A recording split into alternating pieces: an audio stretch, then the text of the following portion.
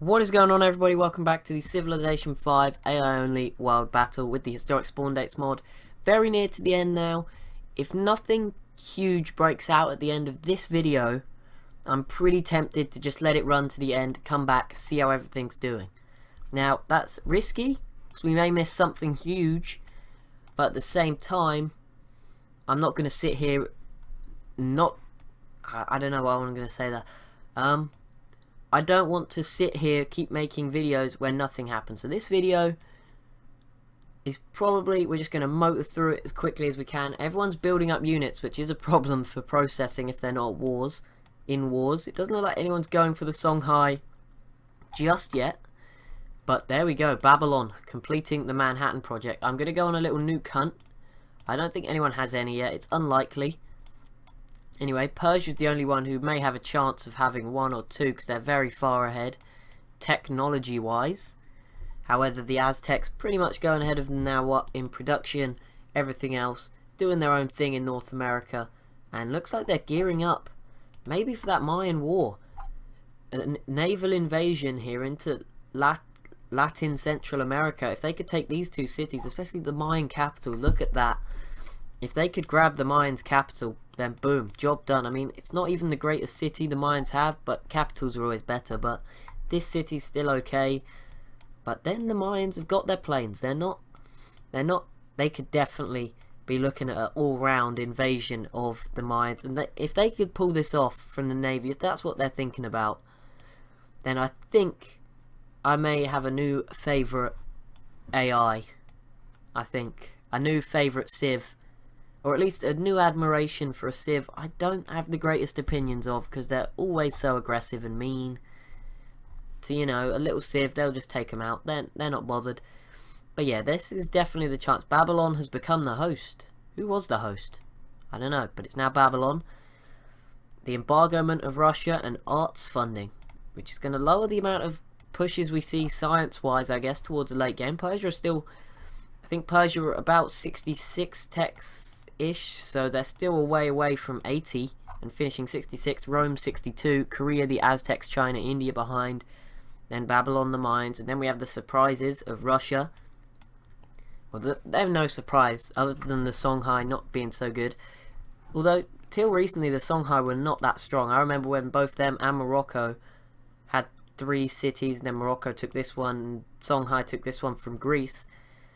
And they both had 4 cities, and I said one of them would have to take the other one out, and the Songhai did a pretty good job. They've got one last very good city if they can build up the military to go back for, and if they grab this would be huge. Oh, there we go, the Songhai going for Carthage, and I think Rome could join in here. This would be a great opportunity for the Romans, especially once the Songhai destroy a lot of the units.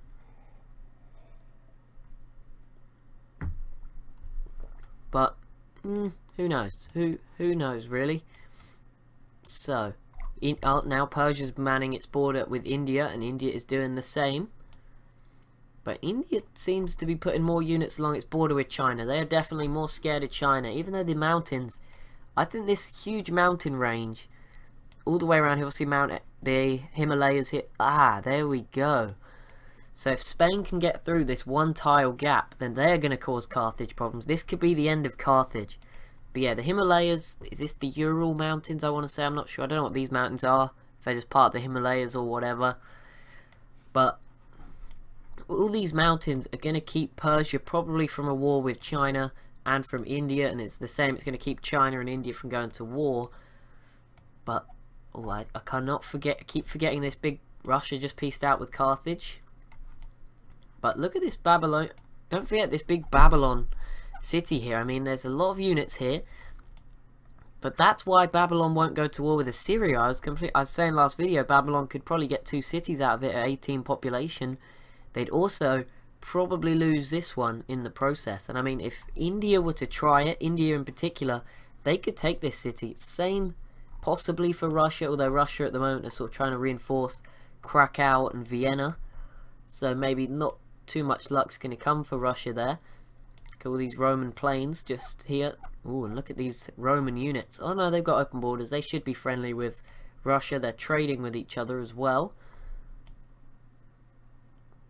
Still no Denmark-French war. That is hopefully something we'll see before the end of this campaign.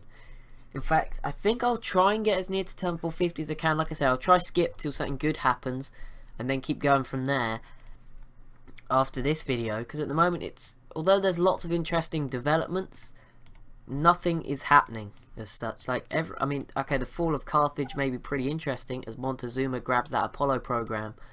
Other than that, there's no big frontal one-on-one. We're seeing some wars. None of the powers are doing anything. They're just sort of waiting for one power to make their move. Now, I don't know what the Aztecs' move is going to be. They've got open borders with the Mayans, which may be the Mayans' biggest mistake, because if the Aztecs... Montezuma would, even on random personalities, I presume he'd be willing to put units all in here and then attack the Mayans once he's landed every unit. It would be the easiest naval invasion of all time. And the Aztecs could pull it off. They could take everything. And that would be probably the greatest AI I've ever seen in one of these world battles, in my opinion. I mean, they haven't had the hardest job. I've seen the last campaign taking over America. What the Iroquois and the Shoshone did in the bigger AI only battle, where I didn't use the historic spawn dates and I used the mods. What the Shoshone and Iroquois did, the Iroquois, so the Shoshone took out the Sioux mostly, the Iroquois took out America and bits of the Sioux as well, and obviously the Aztecs eventually got taken out by the Shoshone. California was here. There was a lot more AI to deal with, a lot more civs in South America, which that probably made it easier. But anyway, how is the war for Carthage going? If Spain sent these units through, they'd have success, but it looks like Carthage are doing a good job of putting a frigate in the way of letting their units. If Spain got open borders through Rome, Carthage would be in trouble. The Songhai aren't doing too much yet. Obviously, they've got to fight through the military, and most of the Songhais is down here, not helping. Rome is in a pretty powerful position just because of how big they are. As in, Rome could give open borders to Babylon, and you could see Babylon going through and taking out the Songhai, you know, as they are at war. And the same for a lot of other things. If Rome gave the Songhai open borders, the Songhai could do other things, I guess. That's what I'm trying to say. If Spain got open borders from Rome, they could move all their units, or some of their units, through much easier to take out Carthage. If Rome gave open borders to France, they could attack Denmark with a few more tiles. If they gave open borders, although I think they've got open borders with Russia, and that allows them easy movement. So Rome, because they're so spread out, makes things very easy. Look at this. If they gave Assyria open borders, they'd be able to move their navy into into this city and away from this one. But that all depends on Rome. Anyway, no nukes thus far. Fuss, that's a really weird word. Old English didn't work there. Ooh, this is a lot of rocket artillery along the Chinese border. Could we see it? I don't think. Persia could definitely have success in taking Nanjing, but once the Chinese actually got the rest of their military here, I think it would grind to a halt, which would leave Persia exposed to a Babylon or an Indian maybe invasion, and they've got to keep their capital. Like, it's unlucky for India. I say for Persia, if Persia's capital was Delhi or Susa, I think they'd be more aggressive, because they've got to keep their capital safe from Babylon, because it's right on the western edge of their empire, obviously, other than their controlling the Arabian Peninsula. That's pretty interesting. York, England, they're still here. I don't know why or how, but they are still here. Good job. Okay, so what are the Aztecs doing? They're just sort of lining the Mayans up. Oh my god. What is this? This is pretty huge. It's probably the most units we've seen on this channel. I don't think, although towards the end game, the Iroquois and the Shoshone in that last AI only game had a lot of units, and so did the Zulu, although all of them had militaries number-wise bigger than the Aztecs. They were not. Look at this. The Aztec Empire is just empty, you know. So if there was a power arised here, say a Korea that had taken out Japan, maybe even Polynesia as well, or if China had taken out Korea and Japan, there would be an option to go in and attack across the North American west coast and take quite a few cities, because this is probably, what I was trying to say is, this is probably the largest group consolidation of units. That is a lot. That's the most we've seen so far. The Iroquois were very spread out, and the Shoshone were just lining their border and pretty spread out as well. They had like 1 million units plus, but the Aztecs are not there yet. Yet they still have so much more here. This is much more scary than what they had. But still, nothing is developing. It's just sort of brewing along. I think there's just going to be one thing going on, whether that be the fall of something big's going to happen, and it's going to set off like a spark in a, I don't know, like a haystack, and it's just going to set off the whole world into a huge war. And we're already seeing little conflicts with Carthage and now Russia v Denmark. This is interesting. Russia, a lot of units in Krakow. They are going to have to go through, if they take this city, Russia, they would really be on the warpath into Europe. I mean, if they could grab this city, then Berlin and Swedish... Why aren't they going for Sweden? I mean, they've finally got enough units over here. They should be using these artillery to destroy the Swedish navy and push for Stockholm to connect their empire. Although they'd have to get open borders for Assyria, which they have open borders for Assyria. And then they could take Berlin as well, and then very quickly they could definitely challenge the Assyrians without much problem. Obviously they've got to worry. I think Russia has given up. Look, Catherine, I think she's decided it's not worth it now. Let's just, if we're not going to do something, nothing's going to happen. For us, we need to try something, and has left their eastern border open. This is an opening for India, where they could very quickly pick up 3 large Russian cities.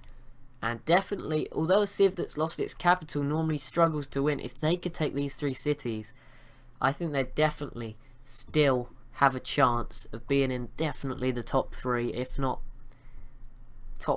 coming second. And there we go. As I said, one war will set off more. Japan doesn't matter, but Rome, a very powerful yet peaceful civ. We haven't seen Rome in a war for a very long time.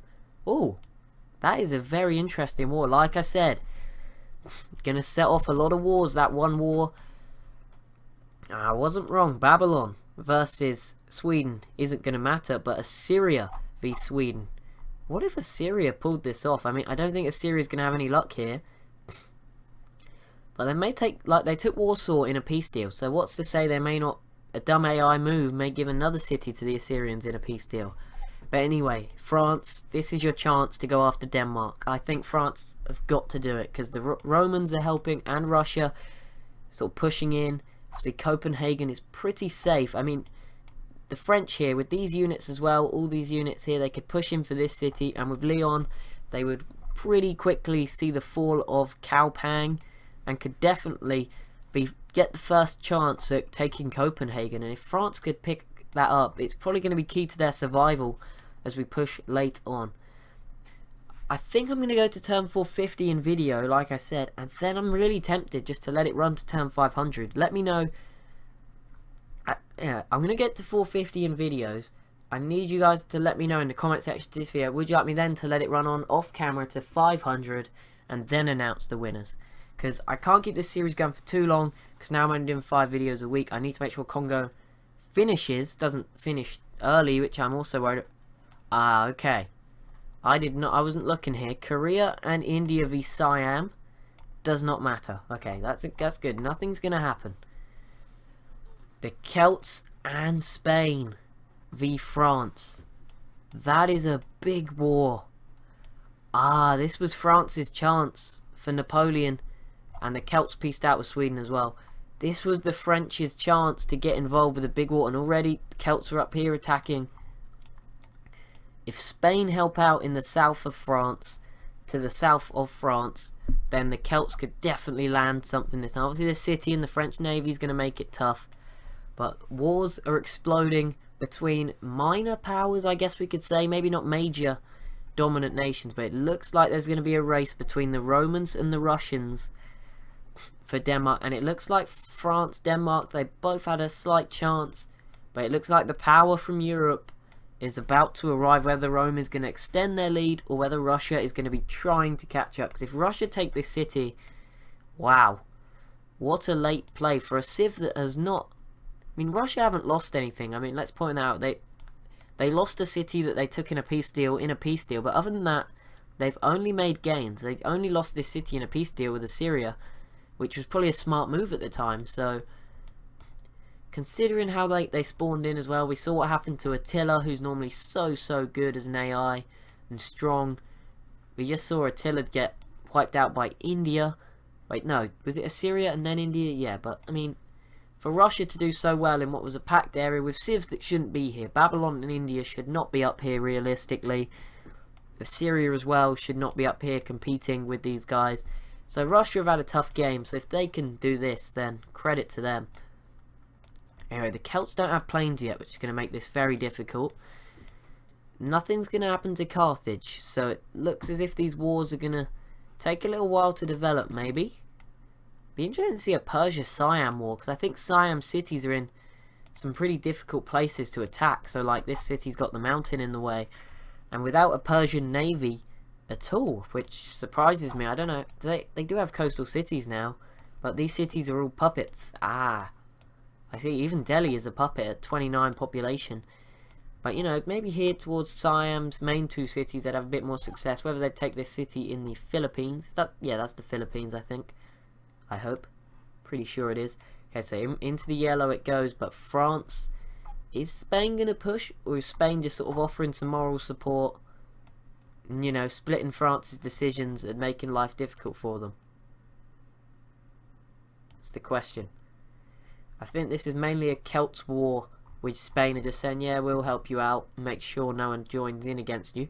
The Celts versus Siam. See, this makes me think we're about to see a coalition against the Siam. We've seen Korea, and was it India? And now the Celts. I mean, none of them matter. For Siam to die, it would have to, or lose any cities, it would have to be Persia. Japan could definitely go after this city here with their navy. I think that would be possible. Indonesia could maybe try sneak something here. 31 population in this little city. That is incredible, since how much of the island they have. But Russia might be about to get embargoed, which isn't going to help their economy when they're trying to force this pretty large military force into Central Europe, into sort of southern Germany land, I guess, in real life. Austria's a little bit more this way. Oh no, Berlin. Yeah, definitely more German sort of territory. Ideology. Who's this? Sweden. Very far behind. Going for free. Okay, so here we go. Something's going to happen. China now joining against Siam. The powers are just sort of ganging up and eliminating the little guys, which makes for a really interesting campaign in the late game. But anyway, like I said, let me know, because I've got to get the series wrapped up, but in video I can get it wrapped up like today, up to turn 450, and then, but then do I make the results video then, or do I go on to 500? I need you guys to let me know in the comment section. If no one lets me know, I'll probably go with my choice and just let it run to 500, because that'd be awesome, because I can definitely do it with this campaign. It's not like the last campaign where I stopped at 400 and skipped to 450 and it took about 4 hours because it was going so slow. My PC isn't amazing. It's good. It is pretty good. I say it's pretty good for Civ 5. And I mean, like, my old laptop could not be coping with this that I used to play it on. But this PC isn't anything special. You know, it's pretty much a basic, I wouldn't say basic, it's a good game in PC, but it's not, for the games I play, it's fine. Like, that should make sense. But, like, if I was to play a game that wanted more from it, I'd normally play those on my Xbox One. So now I'm going to get a load of hate because, you know, I have an Xbox One and you like Civ, so you probably all have PCs, and now you're going to, okay, I play on, and there we go, it was not Russia. So that's game over. Russia aren't going to have any success for the other two Danish cities, and for Rome, a 9 population city, which opened 3 pretty poorly defended cities for them to take, whether that be to go for this French city, Swedish city, or Danish city. And Persia, thank you. Whoever, if I'm ever to revisit this, or if this mod is in Civ 6 and there's something we can do with that idea, I don't know whether, or even a let's play in the historic spawn dates, which would be really hard to do, because you have to play through every turn looking at a black screen until you spawn in, I think. I remember that's how it was before. So I tried to spectate as Venice, and obviously Venice didn't spawn in until mid-game, so lots of stuff had to happen beforehand, which was kind of weird. But this mod, I don't know, I think this is probably gonna be the, unless you guys really like it, I mean, and you really want me to keep doing it, this is probably gonna be the last AI only sort of game for a long time. See, it's not really my original idea, although I've always tried to put my own unique twist on it, especially with the historic spawn dates. I mean, if you search it, I am #1 search, you know, just definitely didn't search that. Did I click next turn again by accident? Anyway, guys, I'm sorry, but that is it for this video. As always, if you have enjoyed, please be sure to leave a like. Leave that really important comment letting me know. Thank you so much for watching, and I'll see you in the next one.